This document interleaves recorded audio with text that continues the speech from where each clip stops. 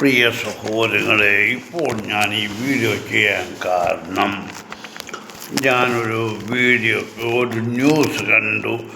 Doctor ഹാരിസിനെതിരായ അന്വേഷണം അവസാനിപ്പിക്കുന്നു, നടപടി ഉണ്ടായില്ലെന്ന് KEMCക്ക് ഉറപ്പ് നൽകി ആരോഗ്യമന്ത്രി. അതിൻ്റെ കാര്യം ഞാൻ ചോദിക്കട്ടെ, ഒരു മന്ത്രി എന്തോ യോഗ്യത ഉള്ളതാ?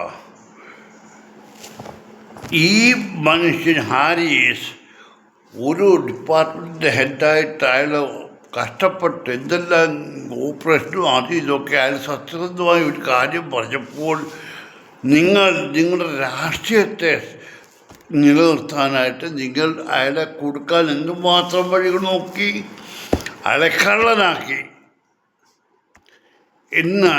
എന്നിട്ട് ഇപ്പോൾ നിലനിൽപ്പില്ലാതെ വന്നപ്പോൾ അന്വേഷണം അവസാനിപ്പിക്കുന്നു. കാര്യം പറ, അങ്ങനെ ഒഴിഞ്ഞു പോകാനൊക്കത്തില്ല നിങ്ങൾക്ക്. നിങ്ങളൊരു മന്ത്രിയാണെങ്കിൽ എന്തായാലും ഒരാളുടെ പേരിലൊരു ആരോപണം ഉണ്ടാക്കിയാൽ അതിന് തെളിവ് വേണം. അത് പറഞ്ഞത് തെറ്റാണെന്ന് കണ്ടാൽ അയാളോട് ക്ഷമ ചോദിക്കണം. അയാളെ ജോലി എടുത്ത് വെക്കുക അല്ല, വേണ്ട, അയാളെ വിട്ടേരെ. നിങ്ങൾ പറഞ്ഞത് തെറ്റാണ്, ക്ഷമാപണം ചെയ്യേണ്ട കടമ അല്ല. നിങ്ങൾ ക്ഷമാപണം ചെയ്തില്ലെങ്കിൽ തന്നെയും നിങ്ങൾ പബ്ലിക്കിനോട് പറയണം, അത് എൻ്റെ എനിക്ക് തെറ്റ് പറ്റിയതാണെന്നെങ്കിലും പറയുന്ന മര്യാദ നിങ്ങൾക്കുണ്ട്. അല്ലാതെ നിങ്ങൾ തോന്നുന്ന പോലെ രാഷ്ട്രീയക്കാരാണെന്ന് പറഞ്ഞിട്ട് ഒഴിഞ്ഞു പോകണ്ട. നവീൻ ബാബുവും എല്ലാം ഈ ഹാരിസും എൻ്റെ അറിവിൽ CPMൻ്റെ അനുഭാവിയാണ്. എനിക്കറിയാം, നിങ്ങളുടെ CPM അനുഭാവിയാണെങ്കിലും സത്യസന്ധമായ ജോലി ചെയ്താൽ നിങ്ങൾ കാര്യത്തിറക്കുമെന്ന് എനിക്കറിയാം. അതാണ് നവീൻ ബാബുവിനെ ചെയ്തത്.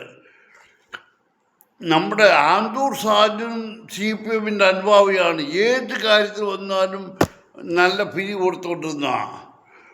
അത് ഈ മനുഷ്യൻ പാവം പിടിച്ച മനുഷ്യർക്ക് ചികിത്സ ചെയ്തുകൊണ്ടിരുന്ന മനുഷ്യനാണ്. അയാളെ നിങ്ങൾ ക്രൂശിക്കാൻ നോക്കിയാൽ എൻ്റെ സഹോദരി, ദൈവം പോലും നിന്നോട് പൊറുക്കത്തില്ല.